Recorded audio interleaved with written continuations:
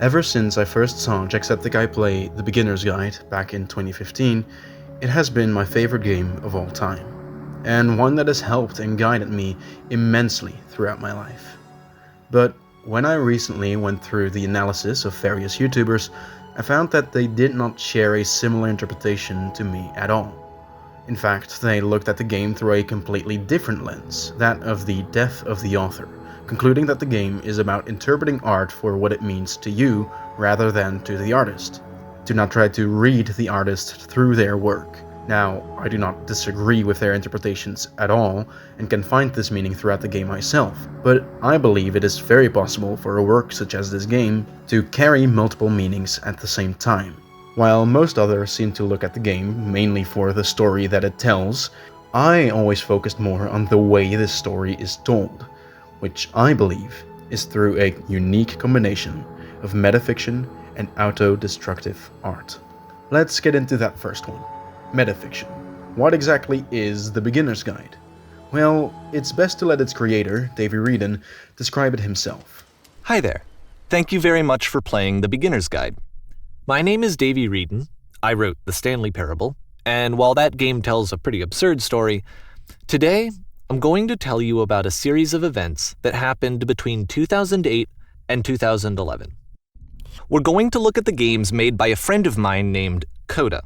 So it's a collection of games made by this friend, Coda, presented to us by Davey, and at the end of each of these games you reach a lamppost signifying the goal of that game. Well, no, that's also not completely true. Although there are many interpretations of The Beginner's Guide, most people, including me, agree that none of this is true. It's all fiction. Coda does not exist, and neither does this version of Davey. They are fictional characters in a fictional story in this game about games. And that is exactly what metafiction is. Fiction which refers to, or takes as its subject, fictional writing and its conventions. Much like how Don Quixote is a book about books, and Bo Burnham's Make Happy is a performance about performing, The Beginner's Guide is a game about games, specifically game development. In this way, The Beginner's Guide tells a story of these two friends who grow apart after Davey starts showing Coda's games to people without Coda's consent. Now, that's the easy part, but I also mentioned that I believe that it combines this metafiction with autodestructive art, but that is also not completely true. You see, when the term autodestructive art, or ADA, was coined by Gustav Metzger back in 1959, its definition was quite complicated. In fact, later in 1961, when he wrote his third manifesto of ADA, he spent about half of it trying to define what exactly it is. To me, the two sentences that make this definition the clearest are the following. Self-destructive art is a total unity of idea, sight, form, color, method, and timing of the disintegrative process. And autodestructive art is art which contains within itself an agent which automatically leads to its destruction. The first makes it clear that it is obviously not just everything around what the work is, but also the entire process of how it is destroyed that is core to the work.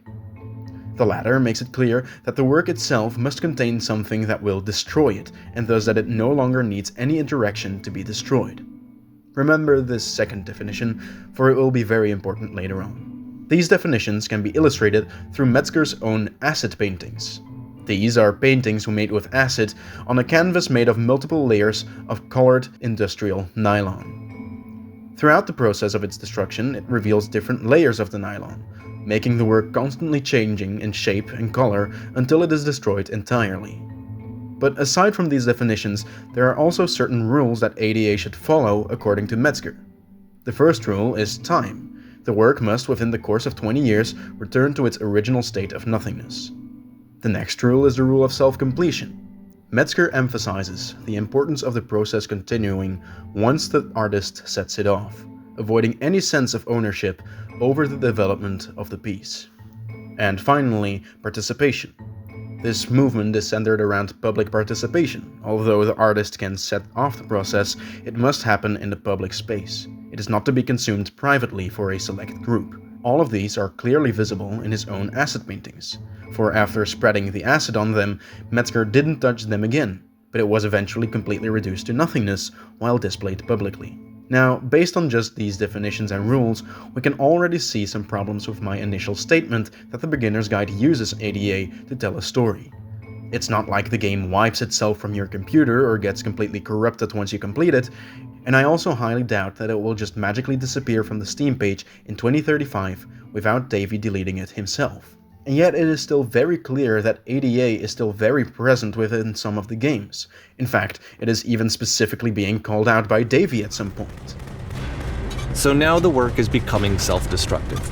So, if there are ADA elements in the game, but it does not apply to its rules, then what does it do?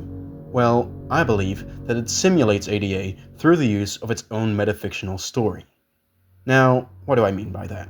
Well, let's take a look at the very first level following the introduction. In Whisper, you are in a spaceship, get to an energy beam which you walk into to save the ship. On your way there, you have to go through a room which you are locked in for some time, and then go through a labyrinth before finally making it to this energy beam. Except that is not what happens. That is how Coda created this level, but it's not how you play it. Instead, this is what happens when you reach the labyrinth. Apparently this space station has a labyrinth on it. Sure, I don't know. There's really no reason for it that I've ever been able to discern, so in the interest of time, I'm just gonna skip you on past it. Now, you might not think this is an issue. All he's doing is skipping you past the annoying part of the game. But if you were watching a movie with someone and that person skips to the end, doesn't that destroy that which the creator of the movie tried to make? You might not like every scene that the director included, much like you might not like every level of every game you play, but there is a reason that their creators put those segments in their creative work. And by skipping past them, you are in a way destroying that which the creator tried to show. Especially if you decide this for someone else, like Davey does here. Although art might not be explicitly destroyed, the experience that it is supposed to deliver to its player is. That brings us back to that second definition of ADA. ADA is art which contains within itself an agent which automatically leads to its destruction. If this were just a friend physically showing you this game and skipping you past this part, then this would obviously not qualify as ADA. But because this is all metafiction, and because the person destroying this art is himself contained within the work, it becomes self-destructive, and that person becomes this agent of self-destruction. It is only because this is a metafictional work that this agent of destruction can be a character. Davey. There are countless examples of Davey doing this over and over again. In Stairs, he makes the player change their movement speed back to normal after Coda has slowed it down. In Puzzle, he removes walls, showing the player a world that was not supposed to be seen. And in Down, he skips the need for the player to wait 1 hour in a jail cell. Aside from these, at the end of the game it is revealed that Davey gave an ending to a cozy game that was supposed to go on forever, and also that the lampposts, which have represented the goal of every level, have been added in by him. Okay, sure. So because of its metafictional structure, the beginner's guide becomes self-destructive with Davey as the agent of destruction. But why? Why do this? What does it mean? And why as a character does Davey do all of these things? Well, for that we should take a look at what ADA has represented since its creation, as well as some of Gustav Metzger's other work.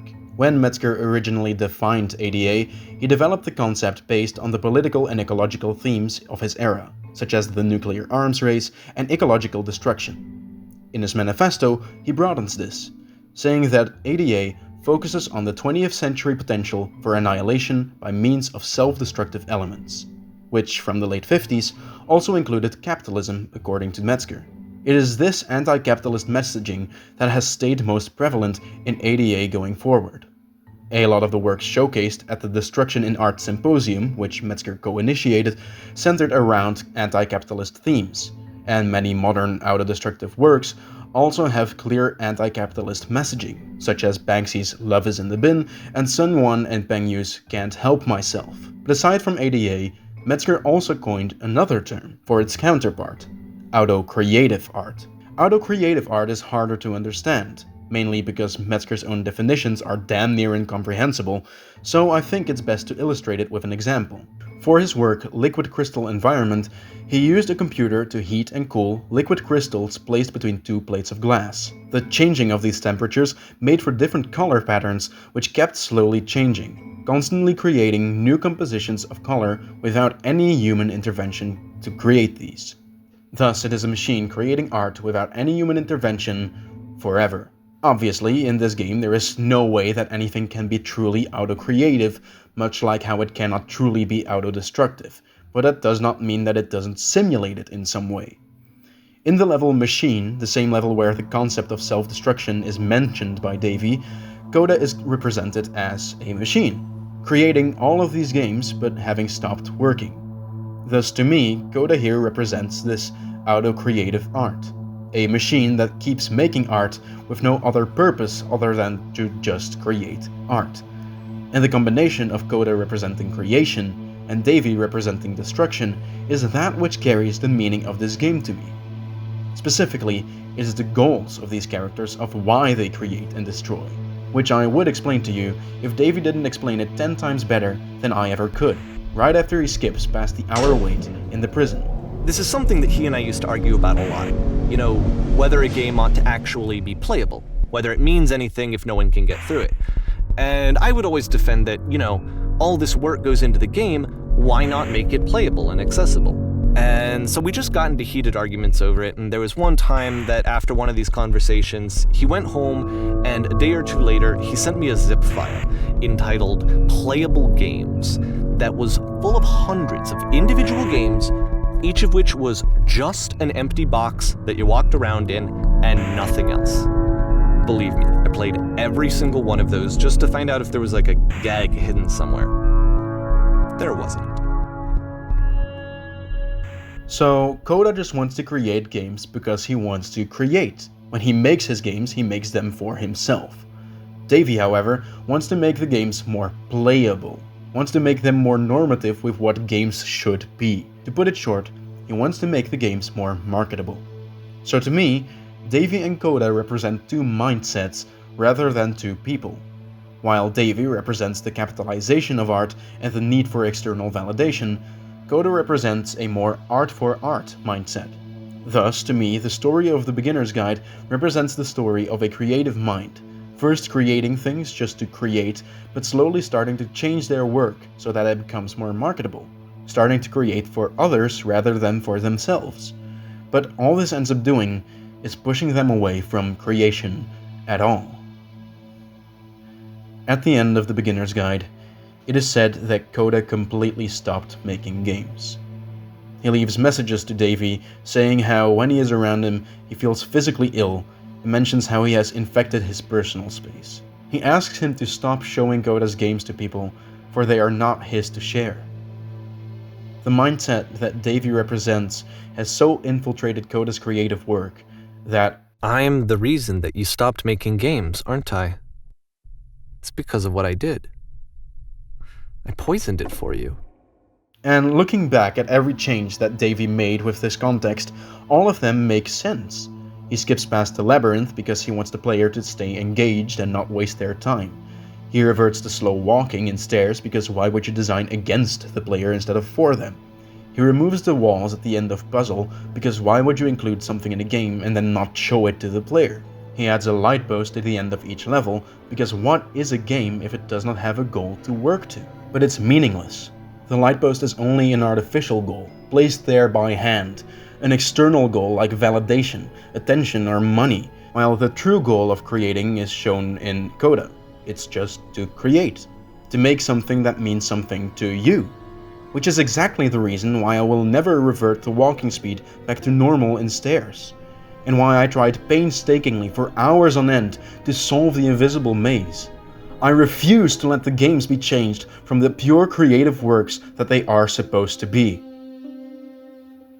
The Beginner's Guide is a masterpiece, crafted through a unique combination of metafiction and ADA principles, through which it is possible to make the agent of destruction a character. But to me, it also has always been a warning. A warning to any creative mind out there to not hang on to external validation, to not create anything for anyone other but yourself. Do not follow the lampposts if there is no substance in the path they shine a light on. So, if you, like me, are a creative mind, do not let Davy win, like Coda did. If I knew that my life depended on finding something to be driven by other than validation, what would that even be?